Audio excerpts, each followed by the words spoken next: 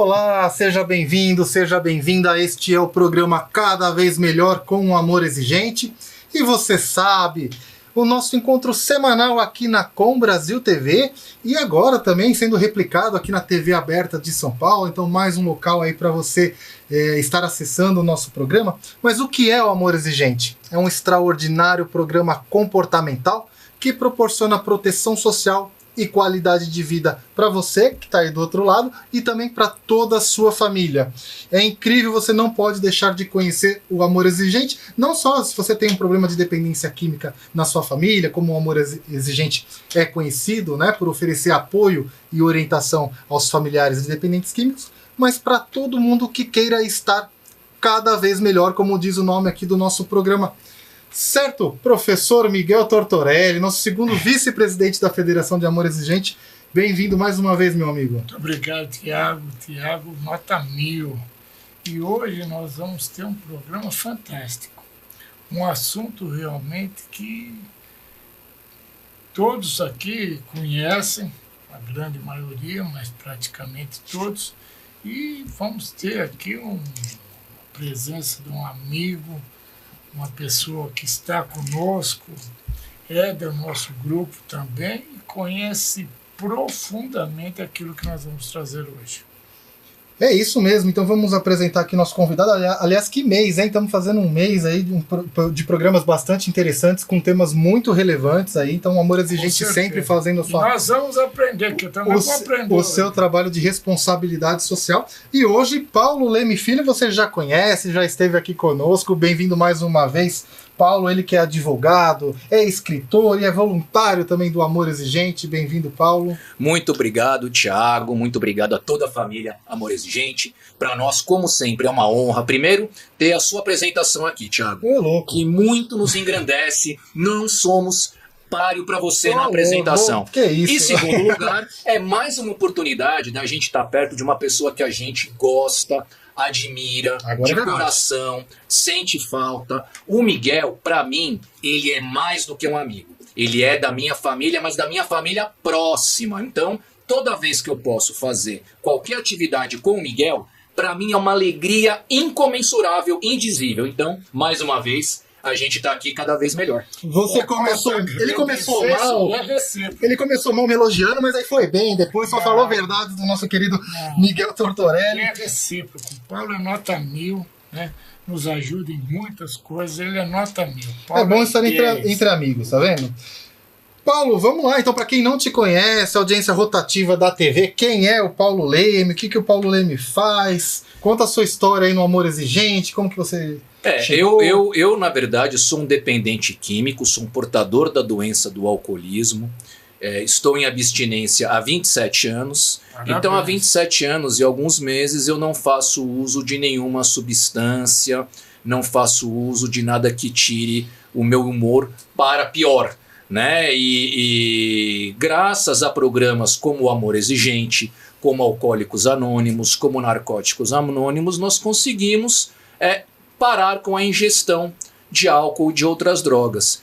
E cada vez mais, conforme nós vamos apresentando novas perspectivas, estudando, nós podemos também compartilhar aquilo que a gente aprende, principalmente em grupos como Amor Exigente.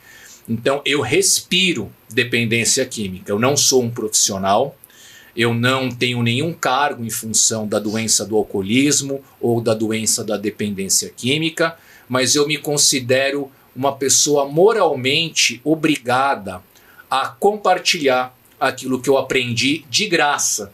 E aquilo que eu aprendi de graça, eu faço de graça. Pode não ser muito bom, viu, Tiago? Mas o que a gente tem para dar. Não, mas eu tenho certeza que vai ser de fundamental importância, porque o Paulo passou pelo problema na pele, né, Miguel? Passou pela doença, que você sabe que a dependência química é uma doença, você aprendeu aqui com o Amor Exigente, se você não sabia e assiste a gente, você aprendeu sobre isso. E também é um estudioso sobre essa questão. Então, o nosso tema hoje... Escreveu 5 livros já. 5 livros já? Ô, louco, então eu preciso de mais 4, que eu só ganhei um, viu? Mas depois a gente conversa sobre isso. Mas não perdeu nada, não perdeu nada. Pô. Os livros são fantásticos. Bacana. E, inclusive, fica aí, né? A dica, tá à venda nas melhores livrarias, Paulo? Quem procura na internet, hoje em dia é o jeito mais fácil da gente comprar, é pelo buscador, pelo Google, e a gente consegue achar. E estão todos à disposição. E sempre que alguém quiser também, entre em contato com o programa, pode pedir um livro, principalmente o último que nós escrevemos, que se chama O Bonequinho. Quem quiser um exemplar do Bonequinho, entre em contato aqui com a produção do programa, manda um e-mail e que nós encaminharemos gratuitamente na sua residência esse livro. É um trabalho, como a gente diz aqui, igual o trabalho do Amor Exigente, voluntário. Tá registrado aí pode entrar em contato que pode entrar em contato, sim. Louco. Então eu vou pedir aí, para colocar aí o nosso WhatsApp embaixo na tela, 19 25 19 6555, 19 25 19 6555. Você tá assistindo Cada Vez Melhor com Amor Exigente, fala, eu tô assistindo o programa, eu assisti o programa, seja na TV aí, no dia que o programa foi exibido, seja depois no nosso canal do YouTube. Paulo Leme falou que eu ia ganhar um livro, eu quero meu livro. É isso, Paulo? É isso mesmo. É compromisso, hein? Então tá falado. O Paulo é fantástico. Opa. Agora, saber se... Ele falou que ele vai dar o livro agora. Então, mas tudo bem. Mas Família do Amor Exigente. O livro é mil. E hoje, todo esse conhecimento do Paulo, a gente vai conversar aqui sobre drogas e esporte, drogas. Paulo, como que é essa relação? É uma relação muito próxima? É interessante porque as pessoas, muitas vezes, elas fazem uma certa distinção do mundo do esporte com o mundo das drogas, da dependência química. Como se essas coisas não se interrelacionassem. E a dependência química, nós sabemos que ela permeia toda a sociedade. Ela não faz questão de gênero, de classe econômica, de etnia, de formação cultural. Todas as pessoas estão sujeitas a viver esse drama. Por isso, esse programa, dentre tantos outros alertas importantes que faz e tem feito, é o de que qualquer pessoa está sujeita a isso. Por isso que nós temos que ser solidários quando nós encontramos alguém que tem esse problema e nós, porventura, não temos. Mas nós temos sempre que ficar atentos a isso. Isso é muito importante. Com relação à questão do esporte, chama a atenção como num ambiente em que aparentemente é incompatível com as drogas e com o álcool, na prática ele não é. Então nós vamos dar um exemplo aqui, Thiago. Você, né, que é uma pessoa que aprecia o futebol, verdade, apesar de em termos de preferência de clube não seja lá uma escolha muito razoável, né? Mas concordo, mesmo assim, né, vamos fazer um seguinte exercício, pegar aqui o futebol, que é o esporte mais popular no Brasil, mais popular no mundo, nós podemos dizer até, né?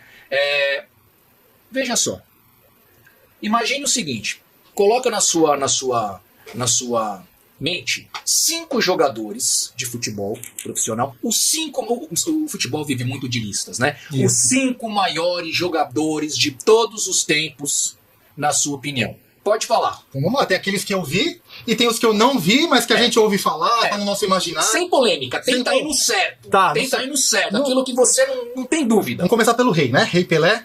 Não dá pra... Não dá. Eu vi Maradona. Maradona tá na minha lista. Em qualquer lista, mas acho que sim. Defensável em qualquer lista. O Messi, que aí já é mais minha geração. Esse eu já tô vendo toda a trajetória Messi dele. Ainda esses 3 aí são inquestionáveis, vamos colocar assim. No meu imaginário tem o Garrincha também. Meu pai falava muito do Garrincha, então acho que não dá.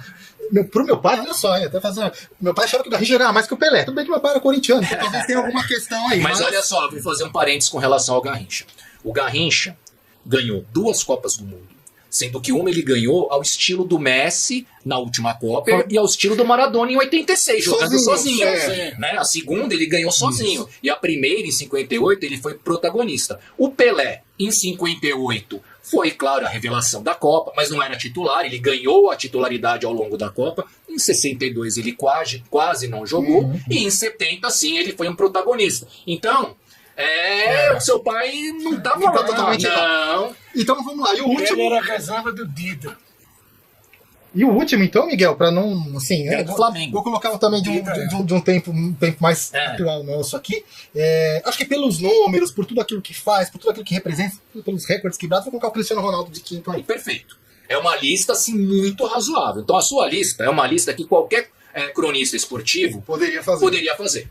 Né? É uma lista, assim, eu diria para você, até assim, segura. Tá. Né? É uma lista. Dessa lista, 40% desses jogadores são dependentes químicos. Se você for pegar, na minha modestíssima opinião, né, eu estudei um pouco a questões relacionadas à doença do alcoolismo, convivi muito com pessoas que estudaram, convivi com o meu pai, que era médico, e o melhor livro sobre a doença do alcoolismo se chama A Estrela Solitária, escrita pelo Rui Castro, que também é um portador da doença do alcoolismo. Que a história é a biografia do Garrincha. É a biografia típica de um portador da doença do alcoolismo. O Garrincha, ele morreu no fim do alcoolismo. Ele passou por todas as fases da doença do alcoolismo. Ele destruiu todas as relações pessoais possíveis e imagináveis. Ele perdeu todos os recursos financeiros que ele tinha e ele morreu numa miséria de morrer num quartinho de favor, em cima de um colchão, passando mal, muito doente. Foram anos, os últimos 10 anos, 15 anos da vida do Garrincha foram trágicos.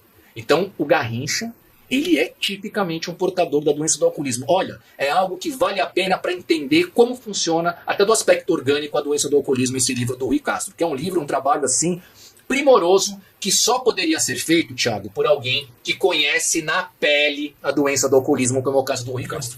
Dito isso, o outro exemplo do seu livro é o Diego Maradona. Que o Diego Maradona, ele assumidamente é um dependente químico. Ele esteve em internação muitas vezes. Não foi nenhuma, nem duas, foram muitas vezes. E morreu precocemente também, em decorrência, ambos, né? E aí, olha que, agora veja só que coisa mais curiosa ainda, né, para a gente poder pensar. Os dois experimentaram a glória em vida. É verdade. O Garrincha, naquela época, é que você é muito jovem, né? Eu que sou um pouco mais velho que o Miguel, né? Eu me lembro um pouco da revista O Cruzeiro, que era a grande revista, famosa, seria equivalente hoje à nossa maior mídia que a gente pode imaginar.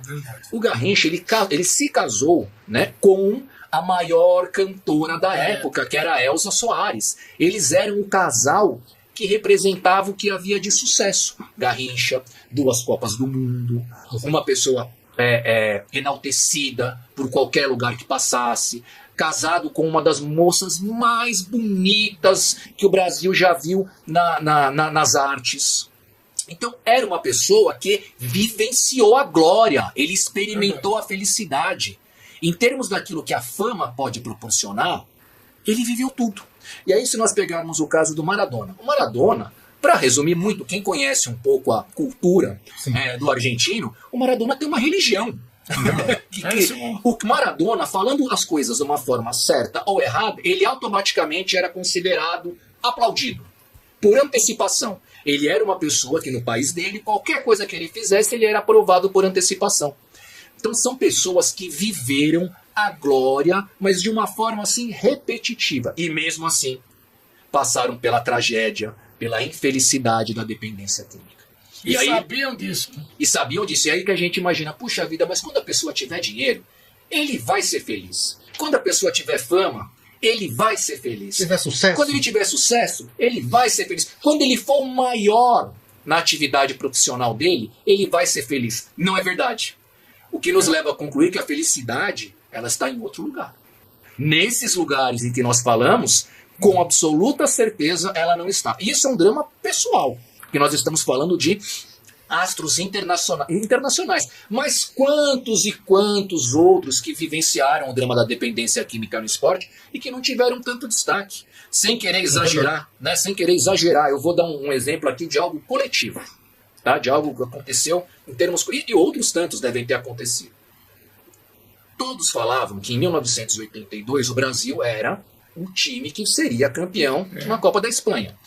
O time não foi campeão, teve aquele jogo famoso contra a Itália e depois aquele time mais ou menos reforçado iria jogar a Copa de 86. Uma semana antes da Copa do Mundo, o Brasil já concentrado no México, 2 jogadores são cortados da seleção de uma forma estranha que depois se soube o que aconteceu. Um deles era um jogador chamado Leandro, que era um lateral direito do Flamengo e que em 86 jogaria provavelmente de zagueiro, que era um excepcional jogador. Esses jogadores, o time inteiro do Brasil teve uma noite de folga. O Leandro se embebedou, não conseguiu se segurar, não conseguiu parar, o que é típico de quem tem a doença do alcoolismo. Não tem controle. Ele toma o primeiro gole, ele não para, ele dispara. pode estar na véspera da Copa do Mundo que você vai ser titular. Você não vai ser, você vai ser titular daquele. Você tem a confiança do técnico. O técnico era só o Tele Santana. Mesmo assim, ele não se controlou. Esse sujeito não se controlando, alguns jogadores se assustaram, não conseguiam carregá-lo para dentro da concentração. Todos fugiram, entraram pelo lado e ficou junto com o Leandro, que era o Renato Gaúcho, que estava no auge da carreira. O Renato Gaúcho foi campeão mundial pelo Grêmio sozinho em 1983. Era o auge dele.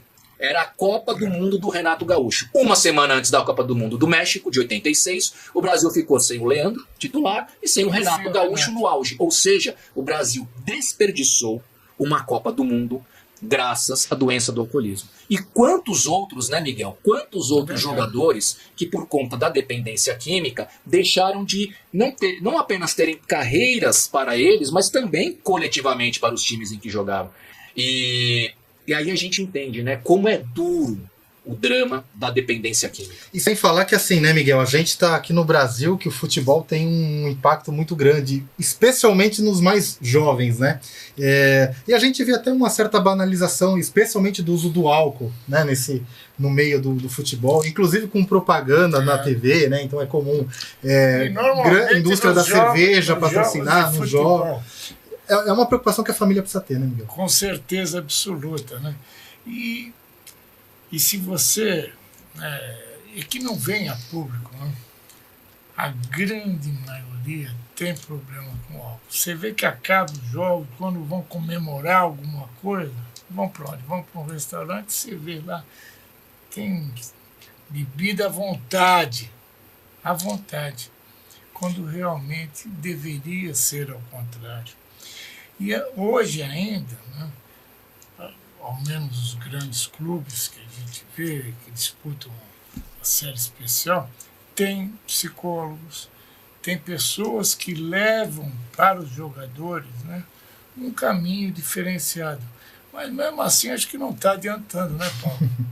É complicado, né, quando a gente fala de propaganda principalmente, né? Você sabia que recentemente, Miguel, eu até me surpreendi, na Irlanda, veja só, né, o país que tem até a fama da tradição, né, da beberagem do uísque, a Irlanda aprovou uma lei recentemente obrigando as companhias vendedoras de bebida alcoólica a colocar uma advertência nas garrafas, nas latas, enfim, nas embalagens, dizendo que o uso do álcool está relacionado ao advento do câncer. Isso é uma grande verdade. É uma grande verdade. Isso causa câncer. E nós do Brasil, mal e mal conseguimos dizer que cerveja é álcool. Pois é. Nós estamos engatinhando, olha, e aí vocês vão até me perdoar aqui o meu desafio. É uma vergonha.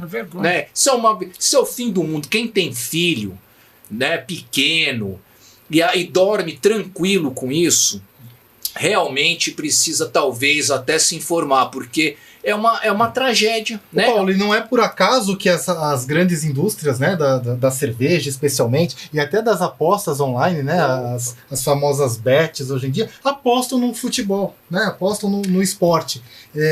Qual o impacto que isso causa num jovem que está ali, acha que é legal, né? O jovem, na verdade, ele não tem muito bem essa percepção. Ele tem muita percepção daquele sucesso, daquela autorrealização rápida, fugaz e sem enxergar um palmo adiante, que é a tragédia, por exemplo, que a gente vê de jogador de futebol com acidente de trânsito, jogador de futebol que pratica agressões, muitas vezes agressões sexuais. Teve gente que foi presa, acabou com a vida. É verdade. Acabou com a vida, fora o acerto de contas que cedo ou tarde terá que ser feito com a própria consciência. Então, a questão do jogador de futebol, fanfarrão, que aproveita a vida, passa um sinal muito ruim para a juventude. Passa um sinal de que tudo é permitido, quando na verdade o que nós vemos é uma tragédia. A dependência química, o uso do álcool, um acidente de trânsito, uma agressão sexual, uma agressão física, isso é uma tragédia. Não é algo assim razoável, algo com que a gente possa conviver. E claro, né, quando nós temos aquele campo da ilegalidade, das apostas, né, do estímulo em apostar, quem vai bater o lateral primeiro, quem que vai bater, né, querendo que as pessoas joguem, nós criamos um ambiente propício para que certas associações nefandas entre esporte, álcool e sucesso sejam feitas, né? E só um exemplo, por fim, nós tivemos que, né, o banimento das marcas de cigarro nos carros automobilísticos da Fórmula 1, né? Sociedade nesse ponto ela evoluiu, mas ainda temos muito o que fazer. O que o Brasil, especialmente o Brasil, faz contra o tabaco, né? É exatamente o que a gente não faz na questão do álcool. Para nós aqui o álcool não é, a cerveja não é álcool. Cerveja não é álcool. E também, né, Miguel, vamos só pensar um outro tema, né? Mais ou menos 10% das pessoas que entrarem em contato com álcool vão desenvolver a dependência química. É uma roleta russa. Essa é a verdade. Então, algo que poderia ser informado, tipo, olha, 10% de quem consome isso, de quem consumir isso aqui poderá desenvolver a dependência química. Uma informação tão simples, né? Tão fácil, tão verdadeira. No entanto, né? Sempre há quem defenda, né, o direito de vender drogas impunemente. Mas é isso daí. Nós estivemos lá, alguns anos atrás, lá em Brasília, né, para falar sobre o álcool, sobre a cerveja. A questão da propaganda, né, no horário para as crianças aí, que as crianças estão na TV, na frente da TV. Não passou da comissão que vai aprovar para ir para... Nem passou ali. Já mataram, não há necessidade, isso aí tá tudo. E o esporte deveria, tudo, né, Miguel e Thiago, tudo é uma questão de abordagem, né? O esporte teve tantos exemplos de tragédia com relação à dependência química, verdade. Quantos jogadores. Eu vou falar de um caso, Miguel, que é um caso público, não é algo que nós vamos trazer aqui, que seja algo que nunca foi dito. Sigiloso, né? Sigiloso, né? Que está abrindo anonimato de alguém. Não é isso. O Palmeiras teve um dos maiores goleiros da sua história, chamado Emerson Leão. O Leão saiu do Palmeiras no final da década de 70. O goleiro que entrou no lugar dele se chamava Gilmar. Não é aquele antigo, era um outro Gilmar. E no lugar do Gilmar, o Palmeiras trouxe um goleiro que era excepcional, chamado João Marcos. Era do Noroeste de Bauru. Esse goleiro, em um ano, ele foi ser titular do Palmeiras. Em um ano ele estava convocado para a seleção brasileira e titular. Então, durante um ano, do Noroeste de Bauru, ele se transformou em titular da seleção brasileira. Mas no ano seguinte, ele não foi mais convocado, ele não foi mais jogador do Palmeiras. O Palmeiras rescindiu o contrato dele, ele voltou para o Noroeste de Bauru. E no último jogo do Noroeste de Bauru dele, ele estava tão embriagado, mas tão alcoolizado, que o presidente do time, após o jogo, falou assim: a partir de agora, ele só entra no estádio se pagar ingresso. Quem abriu o anonimato foi o próprio goleiro. Então olha só que exemplo trágico. Alguém que em coisa de um ano ele foi ao ápice da carreira, ao ápice daquilo que podia se esperar, mas também no espaço de um ano ele foi na maior decadência possível. E tantos outros jogadores, né, que se perderam. Recentemente teve o caso do Matheus Pereira, atleta do Cruzeiro, que viralizou aí um depoimento que ele deu para aquela plataforma The Players Tribune, né, que os jogadores mesmo fazem ali um relato em primeira pessoa, que ele afirma sobre isso, que ele é um dependente químico, né, se envolveu especialmente com a questão do álcool, teve ideações suicidas, entrou em depressão, uma coisa muito, muito séria. E assim, só para não ficar também no caso do futebol, a gente teve o caso famoso do Michael Phelps, um dos maiores nadadores de todos os tempos, que foi pego usando maconha, depois fez um tratamento também para recuperação. Sim. Então essa questão do esporte está realmente bastante atrelada, né, Paulo? E talvez eu acho que a grande questão que fica para todos nós aqui refletirmos diz respeito a o que é a felicidade. Ela não está no sucesso, ela não está na glória, ela não está na perfeição, como é o caso do Phelps, da perfeição profissional, ela está muito provavelmente dentro de nós.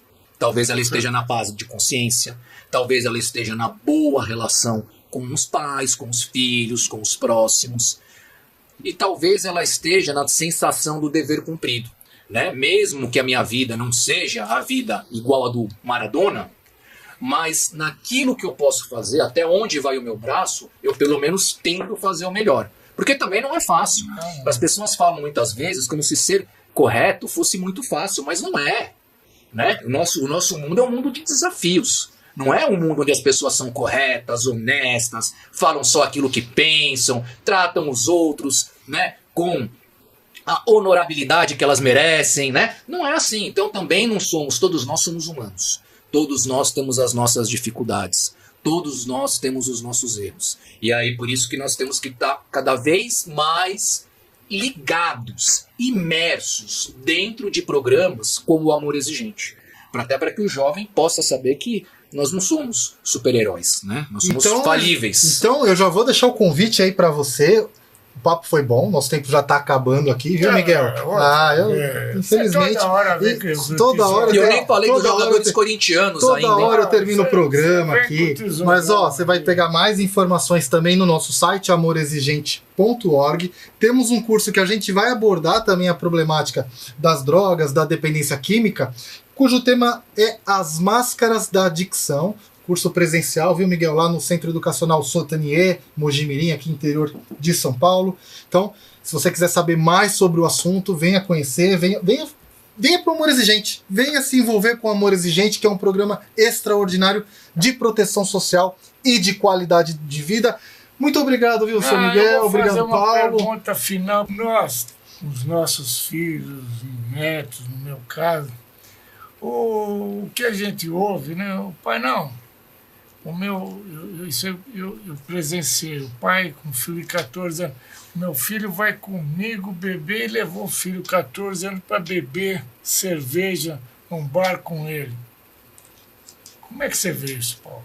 Eu creio que todas as manifestações que levam à inconsciência e que levam à ausência da responsabilidade são preocupantes. É tão fácil a gente se embriagar para fugir, né? Se embriagar para simplesmente deixar de fazer algo produtivo, algo útil. E 14 anos é uma idade em que a criança mal e mal, né? Apesar de ele se achar, eu quando tinha 14 anos eu achava que era um adulto formado. Eu achava que era um adulto pleno. E 14 anos nós mal e mal sabemos, né, para que lado temos que seguir, né? Estamos ainda muito no começo da vida. E é muito triste, porque nós já mandamos um sinal de inconsciência, irreflexão, irresponsabilidade e indigência mental. Que é isso que nós vimos quando a gente acompanha aquele velho e inocente churrasco de família em que todo mundo começa tomando uma cerveja tão alegre e todo mundo, infelizmente, termina falando pastoso, né, caindo da cadeira, brigando, xingando e fazendo coisas até piores na frente daquele público também embriagado, e a criança de 12, 13, 14 anos achando que aquilo lá é razoável. Então, nós vivemos um momento, Miguel, e desculpe estender na resposta, nós vivemos um momento em que a sociedade precisa refletir a respeito desses comportamentos. Porque isso vai repercutir no SUS, isso vai repercutir no sistema privado de saúde, isso vai repercutir na escola, isso vai repercutir no trânsito. A sociedade vai ter que, mais cedo ou mais tarde, rediscutir o uso do álcool e das drogas em termos da responsabilidade social que isso causa. Vamos trazer mais esse assunto no próximo programa, certo, Miguel? Só trazer o Paulo de novo. Muito obrigado. Só trazer o Paulo de novo aí. Obrigado. Tchau. Até.